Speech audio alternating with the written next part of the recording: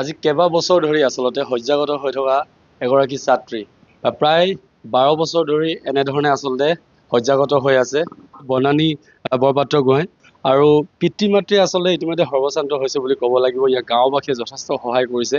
স্থানীয় গঞা ৰাইজ গোট খাই আচলতে ৰাজ্যৰ মুখ্যমন্ত্ৰীক আচলতে অনুৰোধ জনাব বিচাৰিছে। আৰু মই প্ৰথমতে এই ভাগৰ কি হৈছিল মই তেওঁৰ মাতৃৰ পৰা জানিবলৈ চেষ্টা কৰিম। কি হৈছে আচলতে? 2014 পৰা মানে তাইৰ অসুখটো আৰম্ভ হৈছে। মানে তাইৰ অসুখটো আচলতে মানে মাল্টিপুল স্ক্লেৰ'চিছ নিউৰ'। সেয়া মানে এতিয়া চিকিৎসা কৰি আছোঁ। প্ৰথমতে যেতিয়া মানে ধৰা পৰিছে অসুখটো, তেতিয়া মানে ডিব্ৰুগড় লৈ গৈছিলোঁ, দেখাইছিলোঁ। তাৰপৰা তাৰ অসুখটো এইটো ক'লে। তাৰপিছত দেলহি লৈ গ'লোঁ, দেলহিতো দেখালোঁ। তাৰপৰা চিকিৎসা চলি আছে আৰু তেনেকৈ। এতিয়া মানে চিকিৎসাটো আচলতে মানে তেনেকৈ সম্পূৰ্ণকৈ চিকিৎসাটো পোৱা নাই আচলতে। মানে যিটো অসুখ হয় সেইটো চিকিৎসা আচলতে আকৌ কৰিবলৈ অকণমান বহুত কষ্টলি হয়। এতিয়াতো সেইকাৰণে মানে আৰুনো কি ক'ম আৰু মানে উপায়হীন আৰু সেইকাৰণে মানে মুখ্যমন্ত্ৰী মহোদয়লৈকে আবেদন জনাইছোঁ, তেখেতে যাতে মানে অকণমান ছোৱালীজনীক চিকিৎসা কৰাত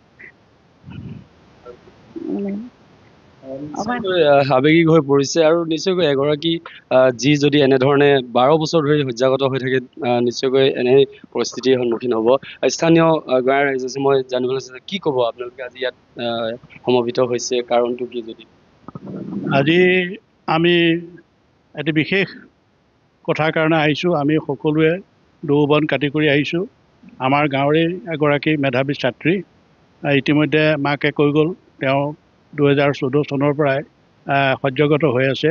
নিউৰ'চিৰ'চিছ কি বেমাৰ, এতিয়া আমি সাধাৰণ মানুহে বেমাৰবিলাকৰ নাম আমি নাজানোৱেই, কিন্তু ইমান দিন চিকিৎসা কৰি আছে। চিকিৎসা কৰি তেওঁলোকৰ মানে অতি নিম্ন মধ্যবিত্ত পৰিয়ালৰ, মধ্যবিত্ত নহয় নিম্ন মধ্যবিত্ত পৰিয়ালৰ, আৰু পৰিয়ালটি এই ছোৱালীজনীৰ চিকিৎসাৰ কাৰণেই এতিয়া সৰ্বশ্ৰান্ত হৈছে বুলি আমি ক'ব। আমি দেখি আছোঁ, আমি গঞা হিচাপে।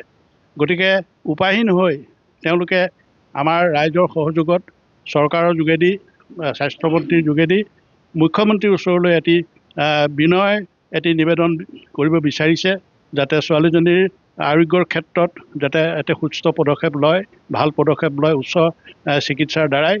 আৰু সেই উঠি অহা ছোৱালীজনী গ্ৰেজুৱেশ্যন কৰাৰ পিছতেই এনেকুৱা হৈ গ'ল, আৰু নাচ গান ইত্যাদি সকলো সাংস্কৃতিক ক্ষেত্ৰত আগবঢ়া এজনী ছোৱালী। আমি চিফ মিনিষ্টাৰলৈ আমাৰ ৰাজ্যৰ তৰফৰ পৰা আমি অতি বিনম্ৰভাৱে অনুৰোধ জনাইছোঁ এই ক্ষেত্ৰত। নিশ্চয়কৈ আন এজন আছে, কি ক'ব আপুনি? কি ক'ব?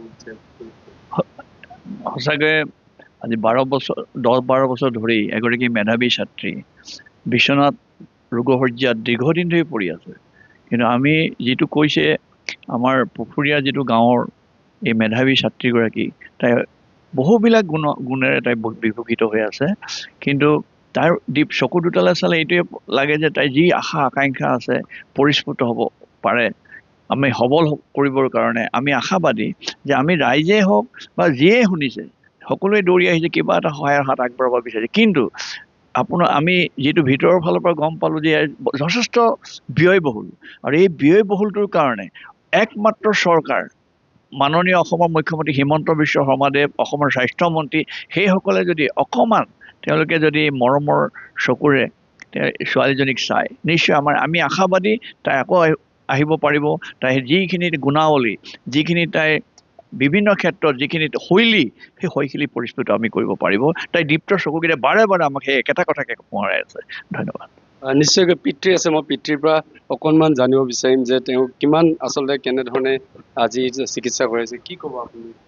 2013 চনৰ পৰা চিকিৎসা কৰি মই ভাগৰি গৈছোঁ। মোৰ সকলো সম্পত্তি শেষ হৈ গৈছে। সেইকাৰণে মুখ্যমন্ত্ৰী মহোদয় কেতিয়াও অনুৰোধ কৰিছোঁ যেন ছোৱালীজনী শুশ্ৰূষা কৰে যে। নিশ্চয়কৈ আচলতে ক'বলৈ ভাষা নাই। আৰু এটা এই দুখৰ